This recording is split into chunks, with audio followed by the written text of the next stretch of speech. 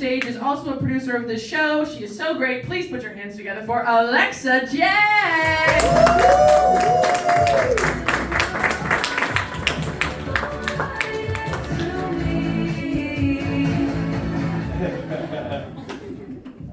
What's up, guys? Woo! Okay, I do have one more neighbor thing to tack on, and that is, do you guys have those little Amazon Alexa things? Yeah. Yes. Yeah, my name is Alexa. And one time through the wall, I heard someone say Alexa, and I was really confused because I was in the middle of masturbating. I was like, God, is that you? I'm sorry. Like, and then they were like, play Kelly Clarkson. I was like, I don't know the chords.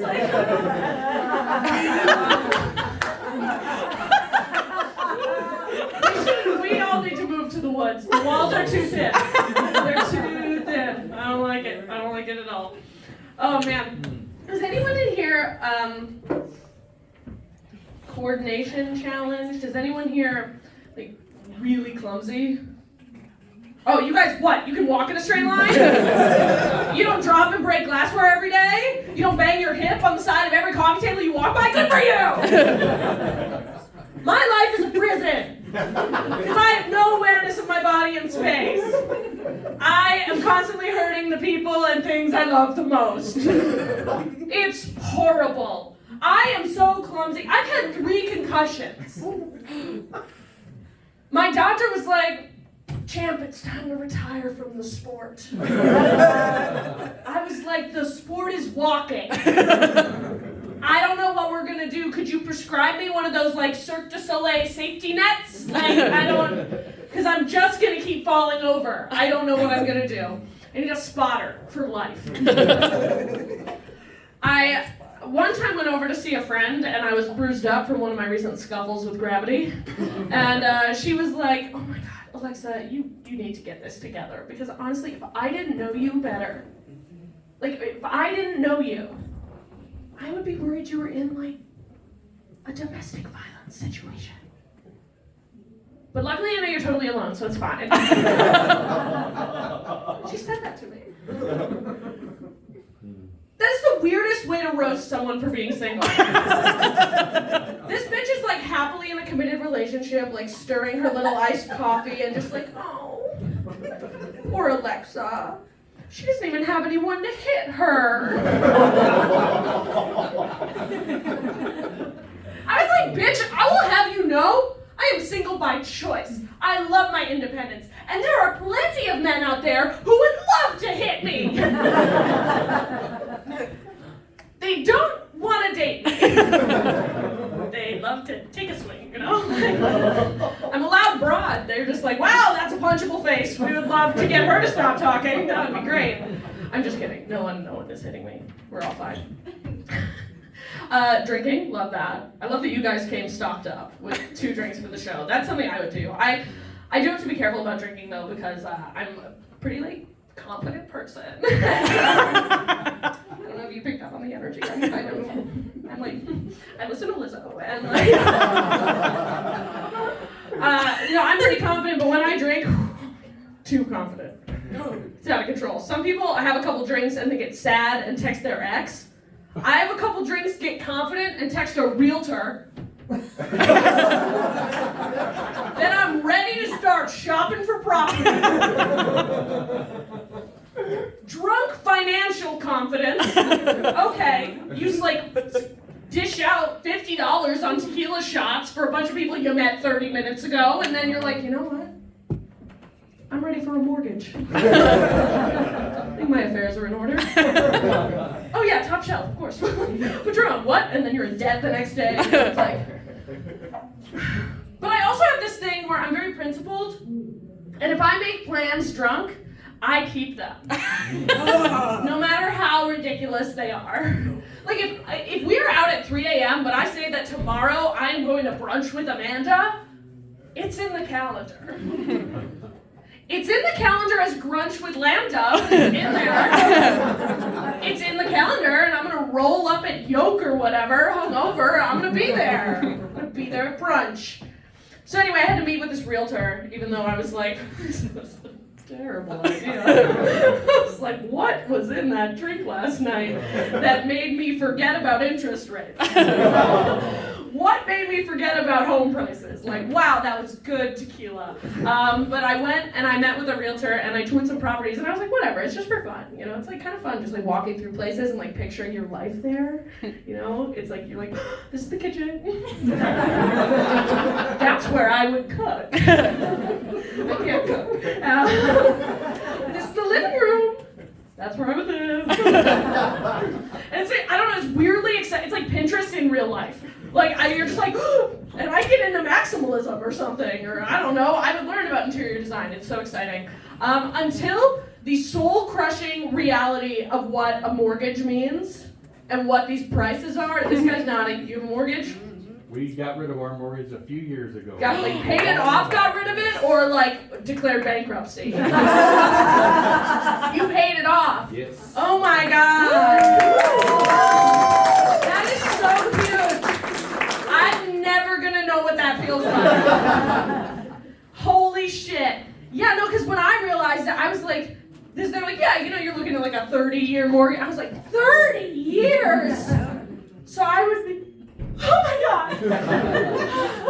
So that means I would need to keep working the job that I hate for 30 more years to pay the bill to live in the house so I can live near the job that I hate.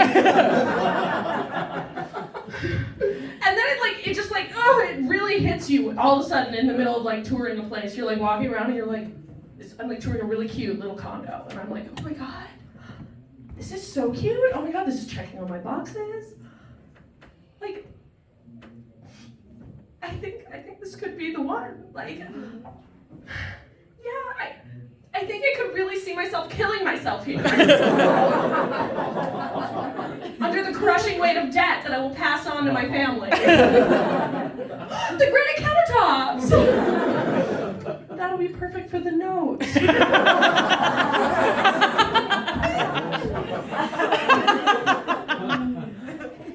My mom doesn't like that joke. She doesn't like a lot of my jokes. My mom doesn't have a dark sense of humor. I have a really dark sense of humor. I like to talk about like death and other like cute things. She doesn't like it, but I'm like, dude, you knew this was coming because I didn't change. I've been a dark, creepy kid since I came out the womb, you know? Like when I was a little kid, I was so obsessed with Viking funerals. Oh, yeah. You guys know about this? Yep. He knows about this. That's what you need to pay off a mortgage. You need to first know your Viking lore. We're learning. We're all getting financial advice.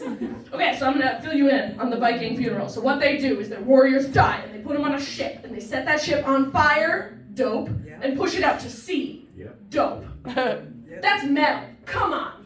I was a little kid, and I heard about that, and I was just like,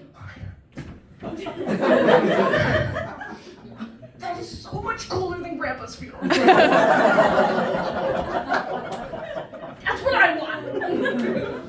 I want to get burned in a Viking ship. Fuck yeah. My mom's like, oh, Jesus Christ. So then what I would do is I would take all my toys and I would like line them up in a row and I'd be like, okay, you guys are all dead, action.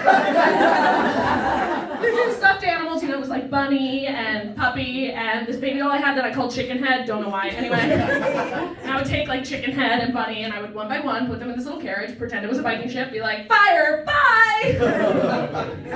And I would just do that over and over for all my toys, having so much fun just imagining the fake fire, you know, games of pretend. A children's mind is a magical place. Anyway, I called the game Dead Boat. And I would just clock hours and hours playing Dead Boat. And my mom was worried. I don't know what exactly went down, but I like to picture she like pulled my dad aside and they like had a conversation. I like to picture she's like, should we be worried about that? Is she gonna be like a psychopath? Why are all her toys dead? And my dad's like, no, it's fine. She's probably just gonna be really into history or taxidermy. But I turned out fine because I turned out to be a stand-up comedian. JK, it's worse. parents are very displeased. I'm in therapy.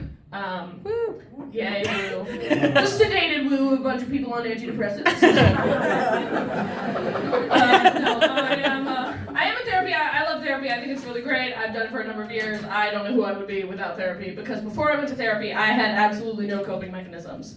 That's a lie. I had one coping mechanism, and it was going to Michael's Arts and Crafts store. It was all I had. Anything happened, I would feel a feeling, and I'd be like, whew! Time for an expensive new hobby! I just get really into cross-stitching or something. Like, I'm not even a crafter under normal circumstances. I only craft when I'm hiding from something. But I think everyone in my class is doing that.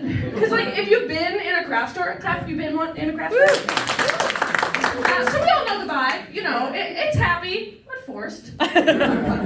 It's a little bit like we're all kind of hostages of our own bedazzled delusion. Just like, I'm crafting, so I must be fine.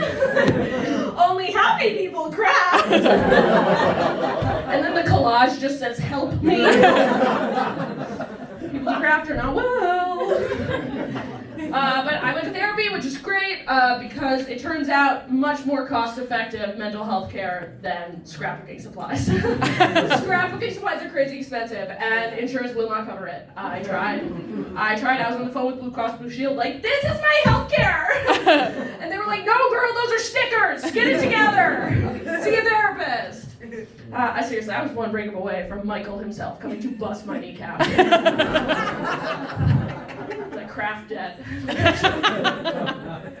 Well, it's also good, you know, dealing with your feelings and stuff because if you don't, it actually like builds up in your body, you know, it's like tension, you know, in like your jaw or your neck, and you're just like, like life is fine, you know, like. And I learned also through experience that another place that stress can build up is in your pussy.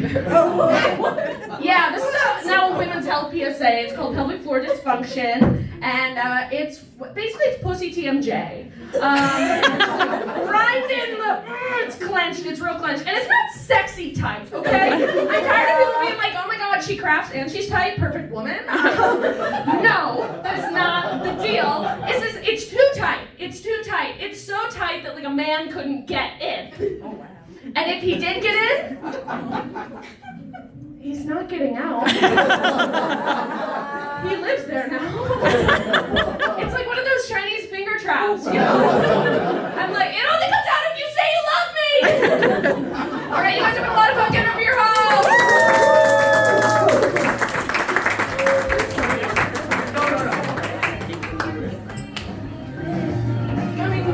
All right, give it up for Alexa one more time.